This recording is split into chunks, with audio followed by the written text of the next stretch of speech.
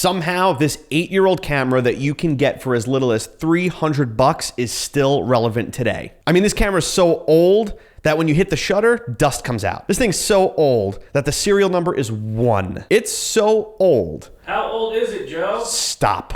Yo, we talked about this. I told you not to interrupt me when I'm doing the video. This camera's so old, you need a new light bulb every time you take a photo. All right, that was the last one. It's not that old, but the point is that this 8-year-old camera still produces incredible 4K images like the one you're looking at right now. This entire video was shot using a Panasonic G7, and if you know how to use it properly, you can get amazing videos just like this. Maybe you're starting a YouTube channel, or you're getting more serious about social media content creation. Maybe you're looking at a Panasonic GH5 or GH6, but you don't quite have the money yet. In this video, we're gonna go over all the specs on this camera, but first, let's take a look at some test footage. This is mainly shot in 4K 24 frames per second with some 1080p 60 FPS footage thrown in there as well, which we'll label so you know what you're looking at. I mean, just look at that sexy, buttery slow motion.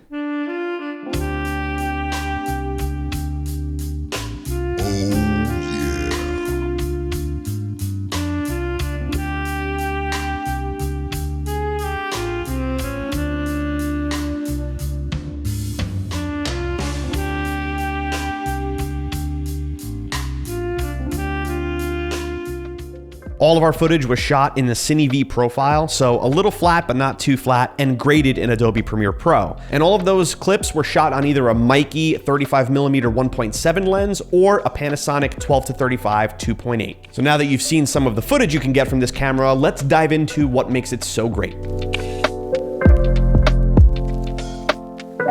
First up, this camera shoots at 4K up to 30 frames a second, which is insane for a camera this old and for that price. It also shoots 1080p at 60 FPS, which Panasonic did an amazing job when it comes to compression, compared to the Sony and Canons, which look a little soft. It offers a few different color profiles, including Cine V, which we love. It's also not that bad for photography, coming in at 16 megapixels.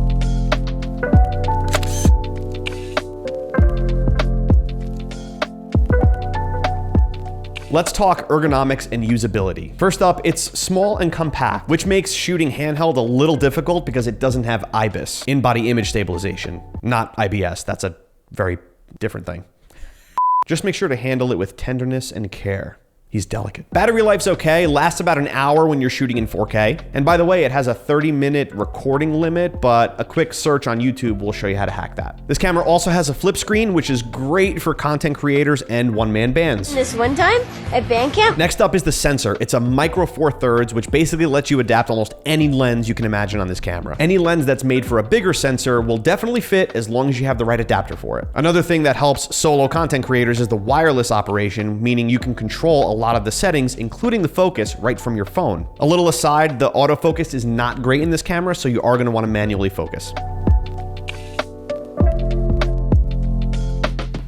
Let's get into some of the best features of this camera, starting off with the microphone jack. This way you can get some amazing sounding audio without having to use the internal microphone on the camera. Histogram, grid lines, focus peaking, and zebras. If you don't know what any of that means, it's all right, do a little bit of research, but basically the histogram and zebras will make sure that you have proper exposure. Grid lines will help you maintain the rule of thirds, and the focus peaking will help make sure that your shot's in focus. It does have a touch screen, which is not something that we use too much, but it is a nice feature to have. There's also several custom function buttons that you can map however you'd like. My camera guy goes nuts with those custom functions. I don't even know what he does half the time, but the camera is perfectly set up for him. Just don't touch this one button. You don't want to know what that button does. What does this button do? Please, please, do not push the button. We can't talk about all the positives without talking about the few negatives that this camera does have. First up, it has no headphone jack, so you're not able to monitor your audio while recording. We usually record our audio separately and off camera, which is what we recommend you do as well. The G7 unfortunately has no in-body image stabilization, which for a $300 camera, you really can't expect much more than that. Do what you can to stabilize your shot, and you can also use a lens that has in-body image stabilization built in as well. Lastly, it doesn't do great in low light scenarios. Since it is a small sensor, you're going to want to make sure that you're using plenty of lighting. We also don't recommend going above ISO 3200. We're going to be also posting more videos on lighting, so stay tuned to the channel in the future. So there you go. You've heard some of the positives, some of the negatives on the Panasonic G7.